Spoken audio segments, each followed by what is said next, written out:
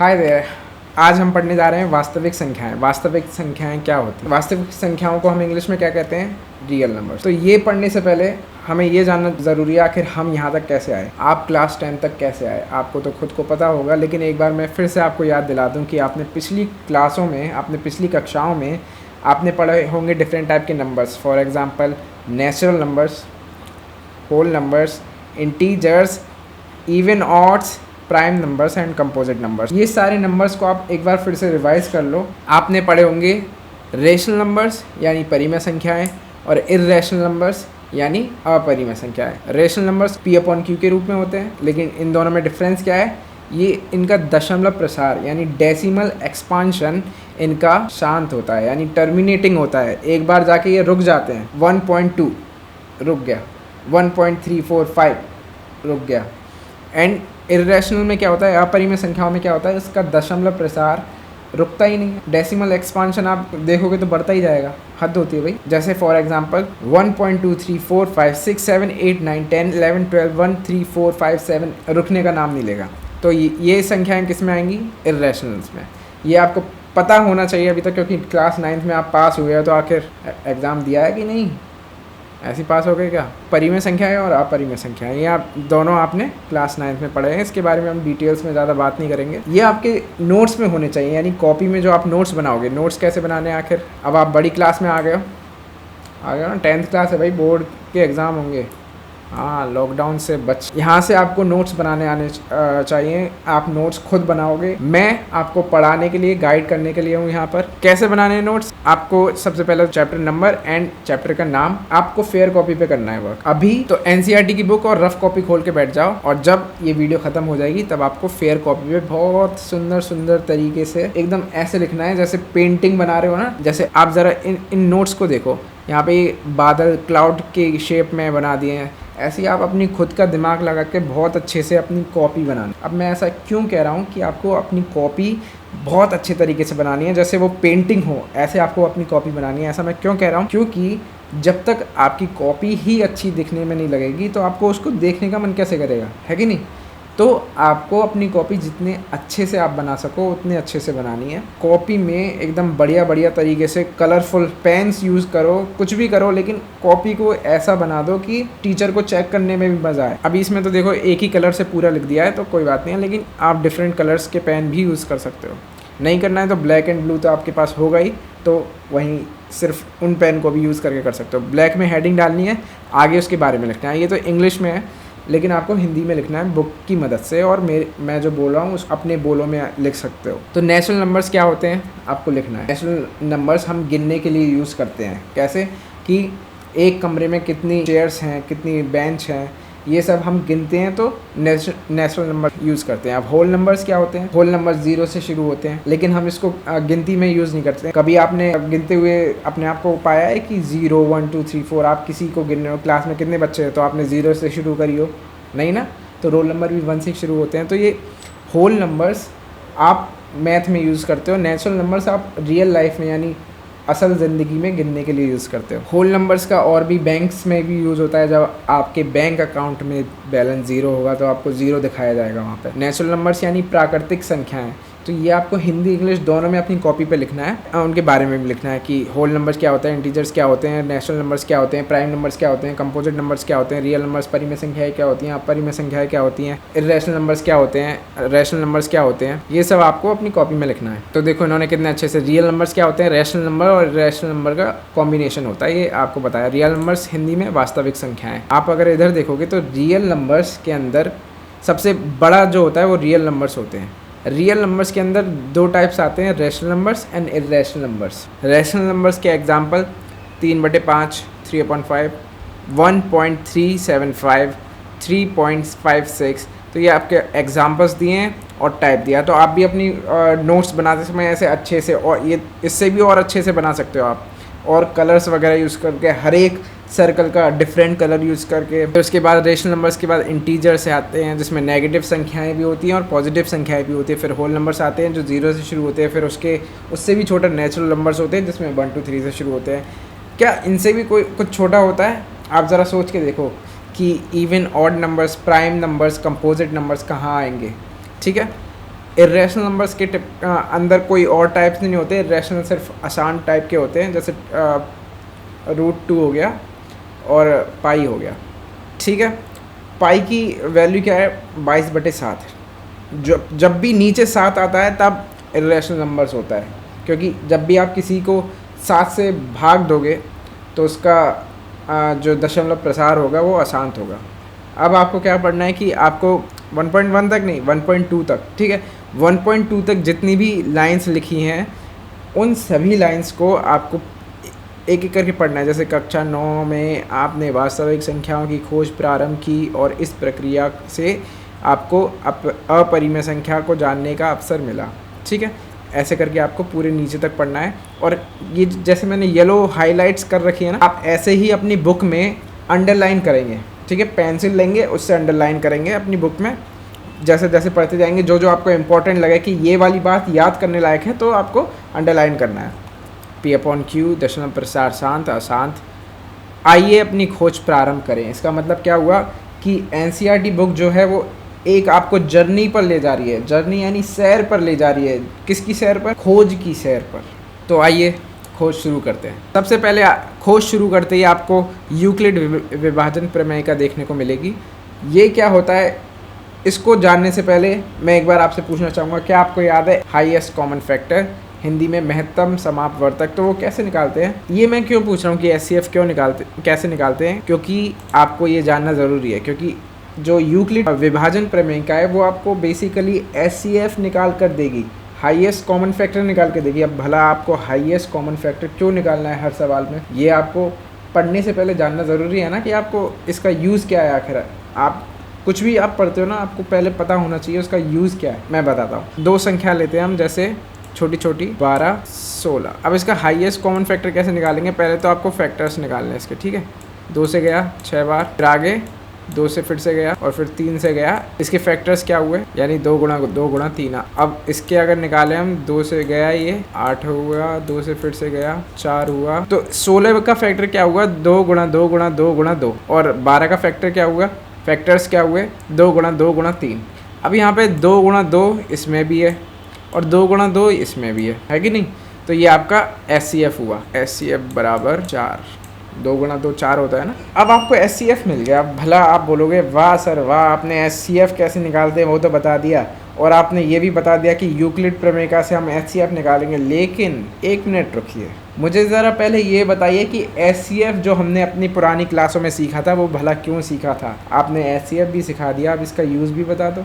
ठीक है, तो बेटा मैं बताता हूँ। आपने बचपन में ऐसे बहुत सारी पहेलियाँ सुलझाई होंगी कि 4 लोग हैं, 4 लोग में अगर मैंने आपको 12 टॉफ़ियाँ दी तो आप कैसे सबको इक्वल, कैसे टॉफ़ियाँ कैसे सबको मिलेंगी? तो उस समय आप SCF ही निकाल रहे हैं। आई गेस आपको समझ में आ गया कि SCF का यूज़ क्या है। आगे अगर आप देखोगे, मैंने ये हाइलाइट्स कर रखे हैं, आपको भी ऐसी अंडरलाइन करना है। जो जो बातें आपको अच्छी लगें, जो जो एग्जांपल्स आपको अच्छे लगें, जो जो एग्जांपल आपको लगते हैं कि ये इंपॉर्टेंट है, इस टाइप के क्वेश्चन एग्जाम में आ सकते हैं, तो ये वो वाली आप हाइलाइट्स करो। ये हाईलाइट मैंने इसलिए कर रखा है क्योंकि मुझे आपको पढ़ाना है ये वाली बात। इसमें एग्जाम्पल दिया हुआ है कि एक विक्रेता के सेल कर रहा था और उसके अंडों की टोकरी गिर गई। अब उसको अंडे के पैसे वसूलने हैं, तो वसूलने के लिए तो ये आपको जो पहेली दी हुई है आपको खुद पढ़ के समझनी है, और कैसे उन्होंने सॉल्व की इस बात को वो देखना है। जो अंडे वाले भैया थे उन्होंने क्या बोला कि जब 2-2 गिनने पर मुझे 1 अंडा बचेगा, 3-3 गिनने पर मुझे 2 बचेंगे, 5-5 गिनने पे, 6-6 गिनने पे, 7-7 गिनने पे कुछ नहीं बचेगा। मेरी टोकरी में 150 अंडों से अधिक अंडे नहीं आ सकते। अब क्या हुआ कि वो सुबह ही सुबह अपने 150 अंडे उस टोकरी में रखे और निकल गया बेचने। जब एक्सीडेंट हुआ तब उसने कुछ अंडे बेच चुका था, अब उसे याद तो है नहीं कितने अंडे बेच दिए। इस वजह से उसे अब ये पता नहीं है कि आखिर जो अंडे टूटे थे वो कितने टूटे और मुझे कितने का नुकसान हुआ है। तो उसके लिए उसने ये बात बताई। तो अब क्या हुआ कि एक मैथमेटिशियन आए क्लास 10 यानी आप उस जगह पर पहुंचे और आपने वो पहेली सॉल्व कर दिया। आखिर वो कैसे पहेली आपने सॉल्व की, आइए देखते हैं। तो आपने क्या किया, 7-7 गिनने पे आपने बोला अगर 7-7 गिनने पे कुछ नहीं बच रहा है, इसका मतलब a बराबर 7p + 0। ऐसे कई सारी बात बोली और ऐसे करके आपने कई सारी इक्वेशन, समीकरण बना दिए। समीकरण बनने के बाद यहाँ पे क्या बोला गया है, a बराबर 2v + 1। अब ये 1 क्या है, 1 है r यानी रिमाइंडर, यानी बचे हुए। ध्यान से देखोगे तो बचे हुए। क्या होता है जब आप भाग देते लेते हो, जैसे 2 का भाग आपने 5 में दिया तो कितनी बार गया, 2 बार गया, 4 हुआ और ये बचा 1, यानी 1 बचा। ये क्या है, रिमाइंडर R। ये क्या है, Q, क्वेश्चंट। ये ही आपको फॉर्मूले में रख के दे दिए। A बराबर, यानी A क्या है यहाँ पे 5 बराबर B यानी 2। इसका मतलब क्या हुआ कि 5 बराबर है 2 गुणा कुछ के प्लस कुछ बचा हुआ रिमाइंडर। फिर से समझाता हूँ, 5 बराबर है 2 गुणा 2 के, 2 गुणा 2 4 होते हैं, प्लस 1। 2 गुणा 2 में अगर 1 जोड़ दोगे तो आपको 5 मिल जाएगा। क्या ये बात सच है? ऑफ कोर्स सच है। ऐसे ही इन्होंने समीकरण बना के दिए कि 3 गिनने पर हमें 2 बचेंगे। आप इसको ऐसे समझ सकते हो कि अगर हमारे पास 35 अंडे हैं और इन अंडों को अगर हम 2 करके गिनेंगे तो हमारे पास ये इक्वेशन बैठेगी, 2 गुणा 16 प्लस बराबर 35। तो ये भी यूक्लिड प्रमेय फॉलो कर रही है, यानी उसी के अनुसार जा रही है बात। अब उसके अलावा अगर हम 3 करके गिने, 3 मल्टीप्लाई बाई 11 प्लस 2, 3 गुणा 11 प्लस 2 बराबर 35। अगर हम सेम चीज़ करें 5 गिनने पर या 4 गिनने पर, हमारे पास सेम रिजल्ट आने वाला है, बस इक्वेशन चेंज होती जाएगी। तो वही उन्होंने उस एग्जाम्पल में किया है। अंडों को उन्होंने 7 करके गिना तो 0 बचे, तो उसमें अलग इक्वेशन बनी, ऐसी करके डिफरेंट इक्वेशन बनी। ये सब फॉलो कर रही हैं यूक्लिड की प्रमेय, जो कि है A बराबर BQ प्लस R। यहाँ पर A क्या है, B क्या है, Q क्या है, R क्या है, आपको स्क्रीन पर दिख रहा है, आपको स्क्रीन पर दिख रहा होगा। और भाजक और भागफल और शेषफल को हमने A B Q R के रूप में दिखाया है। तो ये आपको अपनी कॉपी पर लिखना है, और इसके साथ में आपको इंग्लिश में भी लिखना है कि भाजक को हम बोलते हैं डिविडेंड, भाजक को डिवाइज़र, भागफल क्वेश्चंट होता है और रिमाइंडर शेषफल होता है। ये आपको कॉपी में लिखना है। जैसे इसमें बनना है वैसे भी बना सकते हैं, और अपने तरीके से जैसे भी आपको समझ में आए कॉपी में देखने से। ठीक है, अब आगे इधर आते हैं यूक्लिड विभाजन प्रमेय का। ये आखिर है क्या? अभी आपने इसका एग्जाम्पल तो देख लिया कि यूक्लिड प्रमेय का से हम कैसे सॉल्व कर सकते हैं चीज़ें। हम बेसिकली SCF निकालते हैं। हम किसी 2 नंबर का आप SCF निकालो और उसी को आप फिर यूक्लिड विभाजन प्रमेय का ऐसे करो तो आपको सेम SCF मिलेगा। तो क्योंकि मैं माउस से लिख रहा हूँ, आपको समझ में आना चाहिए जो मैं बोल रहा हूँ, उस पर ध्यान रखना, ठीक है। तो अगर इन दोनों के फैक्टर्स में देखें तो कॉमन कौन सा है, ज़रा गौर से देख के बताओ। 5 गुणा 13 गुणा 7, 2 गुणा 3 गुणा 7। मैंने 2 बार क्या बोला है, 7 बोला है ना मैंने, यस। तो 7 इसका क्या हुआ, SCF, हाईएस्ट कॉमन फैक्टर। ज़रा यूक्लिड प्रमेय का से करते हैं। हमने 455 क्या करना है यूक्लिड प्रमेय का कि स्टेप्स बाय स्टेप में बता देता हूँ। हमें 2 संख्या दी हैं, 455 एकदम जो भी है सब भूल जाओ, अभी इधर ध्यान दो। कोई भी संख्या अगर आपको दी जाए SCF निकालने के लिए तो आपको सबसे पहले देखना है कि इन दोनों संख्याओं में बड़ा कौन सा है। ज़रा देखो, 455 बड़ा है। 455 किससे बड़ा है, 42 से बड़ा है। तो आपने सबसे पहले 455 इस साइड रख दिया, 455 रख दिया इस साइड, और दूसरी साइड क्या रख दिया, 42। ठीक है, बस यहाँ तक काम कर दो। उसके बाद अभी काम ख़त्म नहीं हुआ है, खुश मत हो, ठीक है।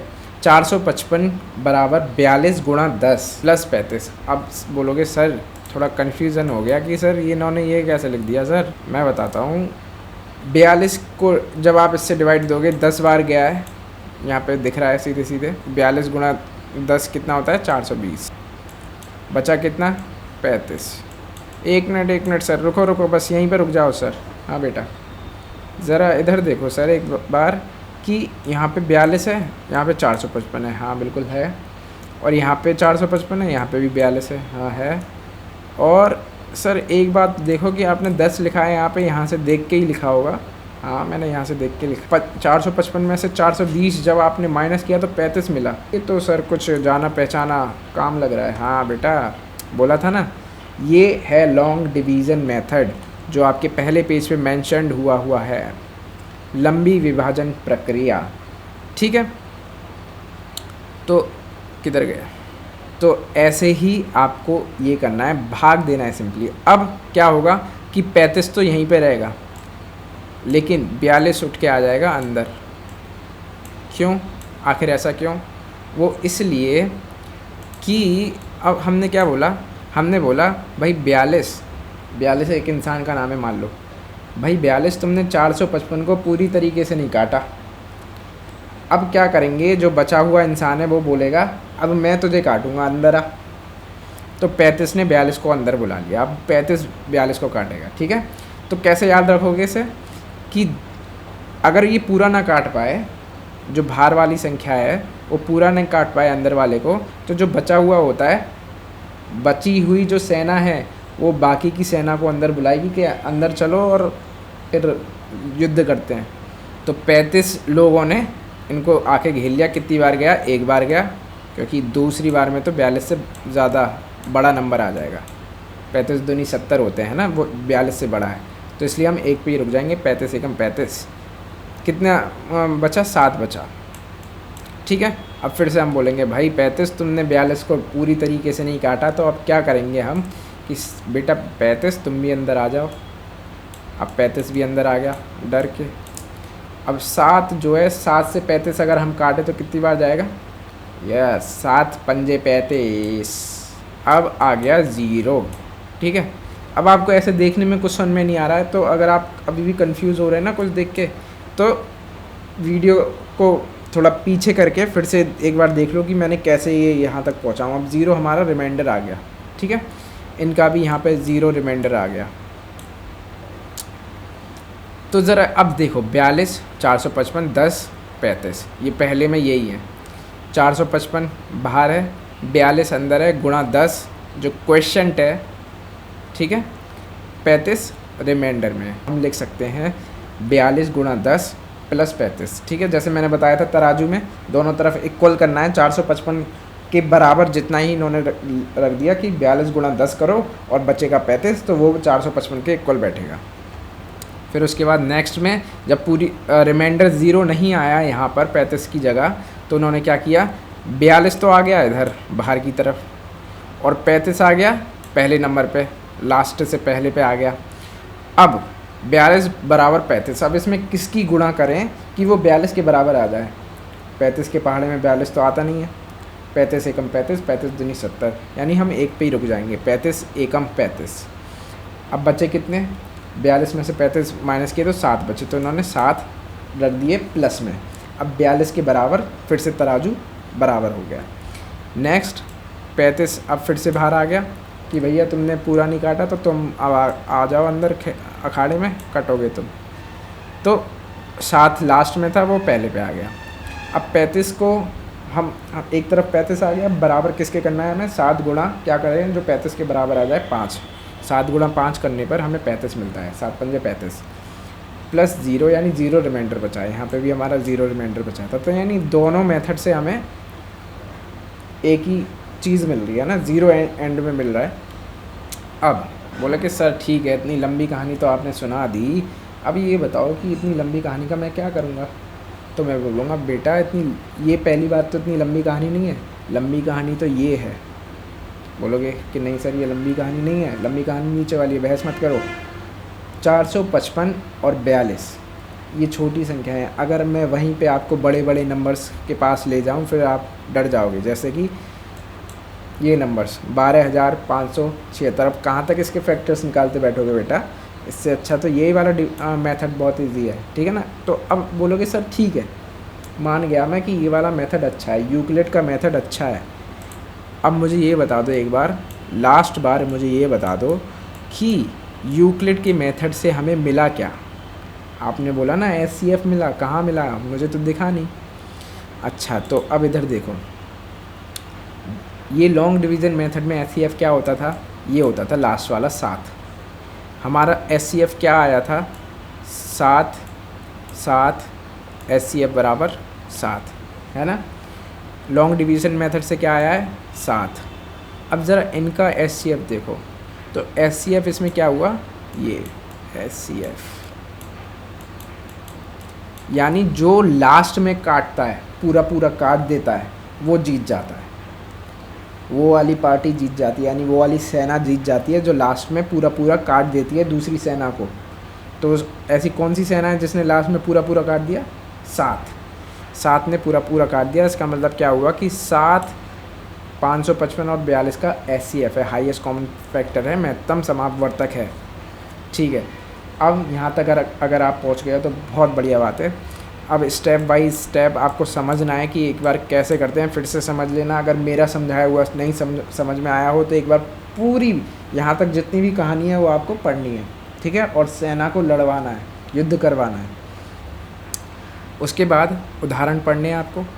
उदाहरण के अंदर भी उन्होंने स्टेप बाय स्टेप आपको सॉल्व करके दिखाया है। फिर उसके बाद उदाहरण नंबर 2, उदाहरण नंबर 3, 4, 5 जो भी है, 4 तक ही है। उसके बाद मेन कहानी आती है आपके फाइनल युद्ध की। आपको प्रश्नावली 1.1 को कंप्लीट करना है क्वेश्चन नंबर 5 तक।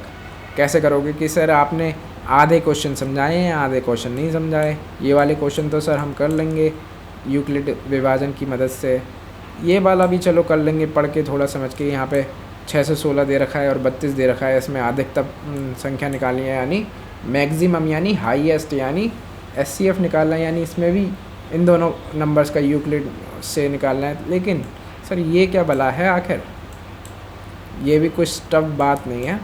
उदाहरण नंबर 3 और 2, क्वेश्चन नंबर 3 आप उदाहरण नंबर 4 से समझ सकते हो, और बाकी के जो टफ़ से लग रहे हैं आपको वो ज़्यादा टफ़ नहीं है। ज़रा इधर देखो, इन्होंने क्या किया है, जो हमारा फॉर्मूला था यूक्लिड का A बराबर BQ, यहाँ पे क्या हुआ, R हमेशा B से छोटा रहता है। वो भला क्यों आखिर R B से छोटा रहता है। 7/4 इस समय क्या होगा, R क्या होता है, रिमाइंडर, ठीक है, बचा हुआ। मैं एक बार गया 4, बचा क्या 3, तो क्या 3 4 से छोटा है, हाँ है। ये क्या है, हमारा B है ये, तो हमेशा B हमेशा R से छोटा रहता है और 0 से बड़ा रहता है, क्योंकि 0 के जैसी बराबर होता है तब तो कहानी खत्म। या तो 0 के बराबर हो सकता है या B से छोटा हो सकता है, इतना बस दिमाग में रख लो, 0 से लेके B तक। अब आपको ये कैसे करने हैं, इसमें बोला है कि दर्शाइए प्रत्येक धनात्मक समपूर्णांक 2Q के रूप में होता है। ये आपको सिद्ध करना है कि 2Q के रूप में हम प्रत्येक धनात्मक सम संख्या को लिख सकते हैं। कैसे, इवन नंबर्स को। इवन नंबर्स कौन से होते हैं, 2, 4, 6, 8 यानी 2 के टेबल में जितने भी आते हैं हम उनको घनात्मक संपूर्णांक बोलते हैं। अब 2Q का मतलब क्या है, 2 में किसी की भी मल्टीप्लाई कर लो, हमें घनात्मक संपूर्णांक मिलना चाहिए। अब ये कैसे करेंगे, मान लीजिए A कोई घनात्मक पूर्णांक है, B बराबर 2, तब यूक्लिड विभाजन एल्गोरिथम से किसी पूर्णांक Q जो कि 0 से बड़ा या 0 के बराबर होगा के लिए A बराबर 2Q प्लस R, जहाँ R बराबर 0 है और R बराबर 1 है। R बराबर 0 और 1 क्यों कहा है इन्होंने, क्योंकि हमारा B ही 2 है, तो B से छोटा हो सकता है या 0 के बराबर हो सकता है, तो इन्होंने 0 के बराबर रख दिया। और B से छोटा यानी 2 से छोटा कौन सा नंबर होता है, 1, और 1 से छोटा 0, इन्होंने दोनों के दोनों नंबर लिख दिए यहाँ पे। इस वीडियो में इतना ही, आगे का हम नेक्स्ट पार्ट में पढ़ेंगे। तब तक आप नोट्स बनाइए और होमवर्क में 1.1 एक्सरसाइज करो, और जब भी आपके नोट्स और 1.1 एक्सरसाइज कंप्लीट हो जाए आप व्हाट्सएप के थ्रू चेक करवा सकते हैं। कुछ प्रॉब्लम आपको आती है, आप नीचे कमेंट्स में लिख सकते हो कि सर मुझे ये वाली बात फिर से समझनी है, या ये वाली बात मैंने बुक में पढ़ी थी और मुझे समझ में नहीं आई है, कोई सा एग्जाम्पल है या कोई सा क्वेश्चन है, आप कमेंट सेक्शन में डालो ताकि नेक्स्ट वीडियो बनाते वक्त मैं वो बात भी कवर कर सकूँ। आगे का पढ़ो और एन्जॉय स्टेइंग एट होम।